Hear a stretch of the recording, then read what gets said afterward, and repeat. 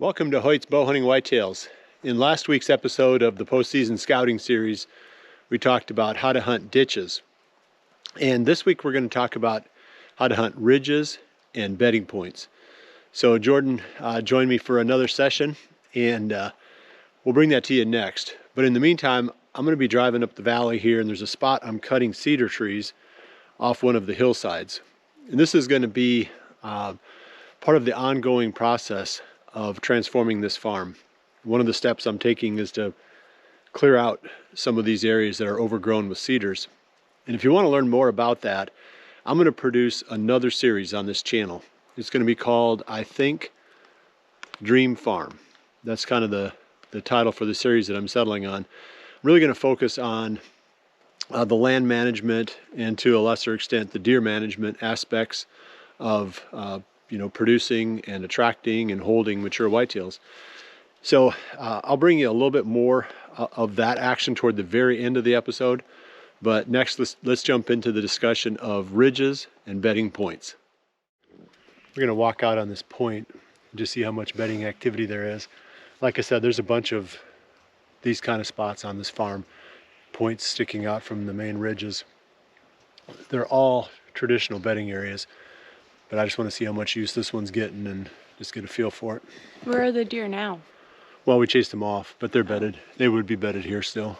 They use them year round. That's what I thought. The bucks will bed in more open areas during the summer. I don't know why, I guess to get away from bugs or whatever it is, but... It's got to be approaching shed hunting season, right? Yeah. I'd say within the next month, they'll start dropping quite a few, and there should be some on the ground now. It would be kind of hard to see them right now, though, in the snow, but... Yeah. Let's walk out on there. The scrape, we just walked past it. Walked right through it. So this is the overhead branch that they rub their, I guess they have what's called a preorbital gland. I don't know what that is, something just growing off the tree, but... Fungus. Yeah. But they mark,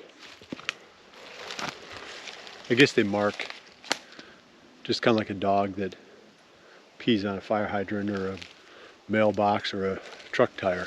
The deer do the same thing with these scrapes. They're just announcing that they're here, maybe something about their level of dominance.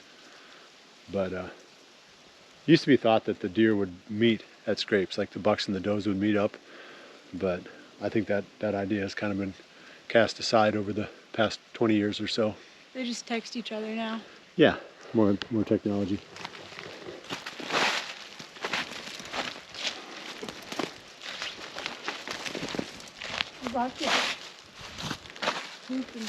Yeah.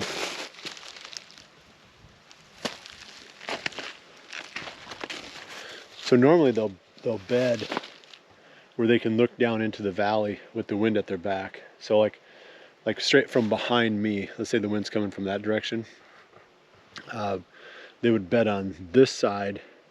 Then they could smell anything that's behind them, and they could see anything that's downwind. That's kind of their preferred way of bedding on these ridges. It's pretty predictable too. I mean, obviously if the wind switches, they'll change bedding areas. Yeah, it's pretty interesting. Then a lot of times when they're traveling during the rut, especially if the ridge is longer, they'll travel on the downwind side. So they can smell stuff behind them? They can smell stuff up on top. Yep.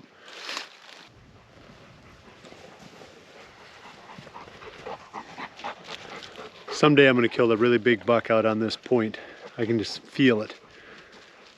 There's a lot of beds, several scrapes coming out in this direction, some really big rubs back here. So I'd say this is the kind of spot where a buck would bed, right out on this little narrow ridge, right out on the end of it. Yeah, it'd be a cool spot to sit for a whole day and then go sleep in the tube. No, I don't think so. But this would be a good spot. So right behind me is where I think that this deer beds, the buck that's mostly living up here. I really feel like this is a spot where sometime in the next couple of years we're going to kill a mature buck. And with all these rubs around here, and then here's the bed.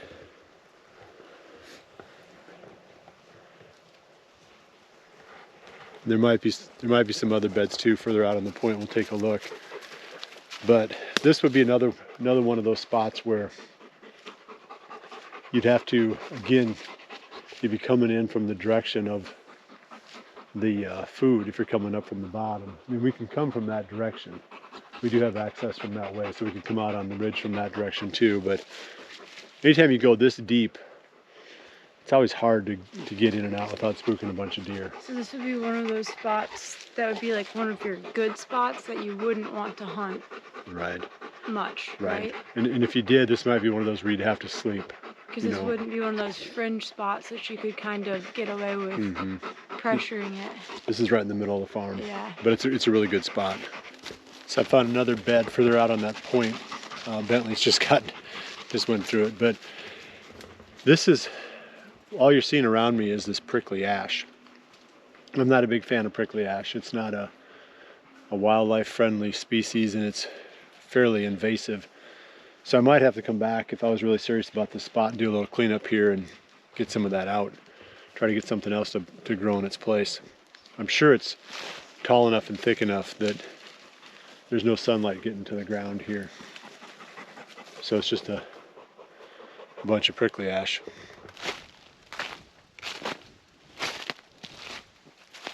All right, we're heading back towards the four-wheeler. We were out on the point and we're following a trail here. And usually if you walk through the woods, you end up on deer trails because you're trying to find the path that's not all snagged up, and the deer tend to do that too. But we're about 20 yards down from the top of the ridge, and there'll be one of these on either side depending on the wind, and that's the one they'll use, is the one that's on the downwind side. So since we're now on the south side of an east-west ridge on a north wind, this would be the one that they would most likely use. How do you feel about that? Feel pretty good about it. Good. I do the same thing. Yeah. Hoyt's Bowhunting Whitetails is brought to you by Redneck Blinds, Day 6 Arrows, Code of Silence Apparel, Fuse Accessories, and Hoyt. So we're up on the ridge now that directly overlooks that food plot. And we were talking about how we needed to thicken it up so that the deer wouldn't be able to see us. And if we're finding some of these beds, there's no way, if they're bedded way up on top here, that they're seeing us down there. You might be hearing us, maybe, if it's real crunchy, but like here's a bed. It's really steep.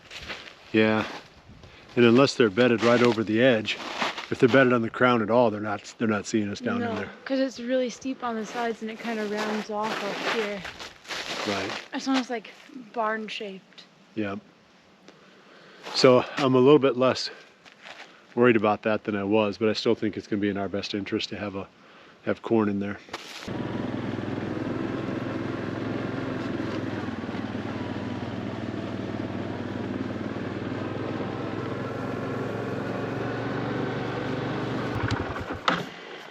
This is the perfect spot for a little ridge top food plot.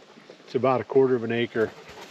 I think with some work, with a chainsaw, maybe a bulldozer would be better, but I don't have one of those. You could lay back the outside edge and make this another 1/8 of an acre bigger. Being up on a ridge like this would be a perfect spot for clover or brassicas. Wind would blow your scent off the top. This would be another spot where, gosh, you could hunt here morning or evening, all day sits. This would be a killer spot. This is one big main ridge area.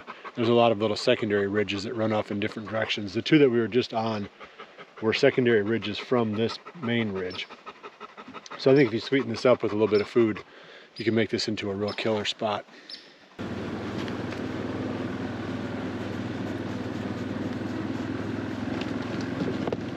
We're getting close to quitting time. We're up on the very top now, and there's an open field, and there's a history for this field that goes back to this past spring, planting it to beans, having the deer eat all the beans, and then planting it to brassicas, turnips and radishes, and having the deer eat all the brassicas. So there are deer here. Yeah, I think it's a combination of this is centrally located right in the middle of the farm where the deer can get to it any time, but also I think the soil is poor. So I think I've got to get a soil test up here and take care of this dirt, and then this will be corn too this coming year for a lot of the same reasons. It serves to attract the deer, but also it's easy to use to sneak in and out, because this is another one, you know, going back to the whole scouting backwards theme where, you know, how would you hunt this? You know, I think you could get in here okay, but once you got to the top, you'd be bumping deer all the time. So, you know, with the electric bike or the tour V's that we're using, you know, something like that where you didn't make any noise coming in, you could park down off the top, and then you could, you know, sneak into the corn, then use the corn, you know, kind of coming and going up here. So if the soil test indicates that it is poor, what do you do to improve that? Is that beans to put nitrogen back in? The test will tell you what to do. You can use ingredients that are, you know, at your disposal. Like you can, if the pH is too low, which means it's acidic, then you can put lime on it. It'd be tricky to get a lot of lime up here because it's way up in the middle of nowhere up on top of the bluff, but we'd figure out a way to get the lime here. It's going to tell you if you're low on potassium and phosphorus. Those are the two other, well, nitrogen. There's like N, P, K. So it's nitrogen, phosphorus, and potassium. And those are the main ingredients of fertilizers. There's a lot of like trace elements and stuff, you know, that plants need too. You know, so some of that when you really get into the micronutrients, which, you know, I'm no soil scientist, so I'm not going to attempt all of that, but just getting the soil back to where it needs to be on those things, depending upon what you're going to plant. So yeah, because it looks even now like this, not a whole lot of stuff grew, but right. what did grow got kind of demolished. Yeah, Like it just looks like a lot of dirt and kind of patchy grass. It didn't grow fast enough to stay ahead of the deer. Yeah. But so anyway, just again from a scouting standpoint, I want to go down. There's two bedding points that I want to look at up here. I love bedding points for morning hunts, and then I like being closer to the food for the evenings. So we're going to go down in front of us here out of that little point and see what that looks like.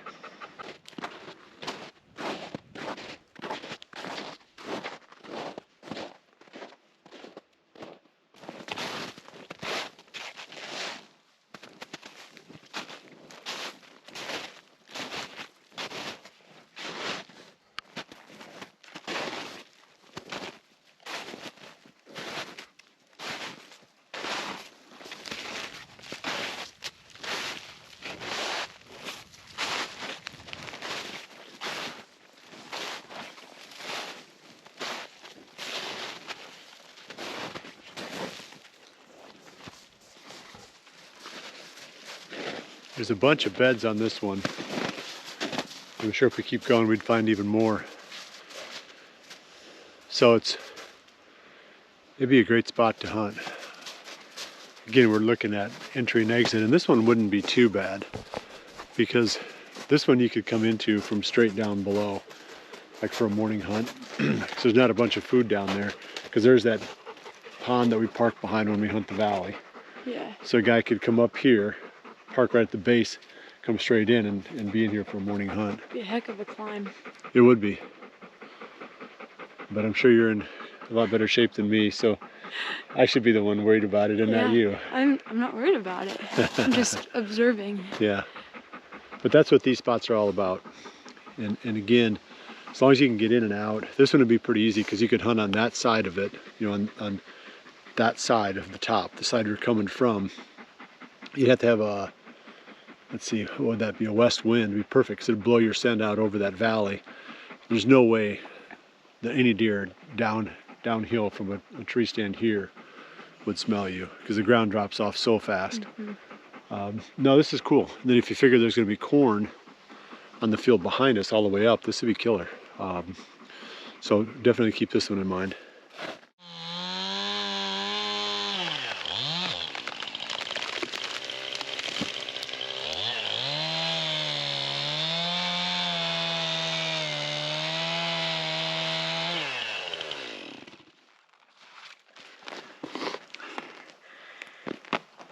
Well, I've been spending the whole afternoon cutting these cedar trees down, and I've gotten a pretty good start on it.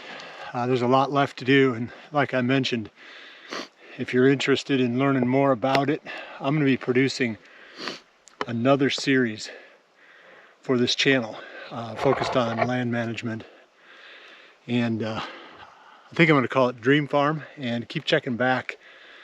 I should have the first episode posted within about a week or two.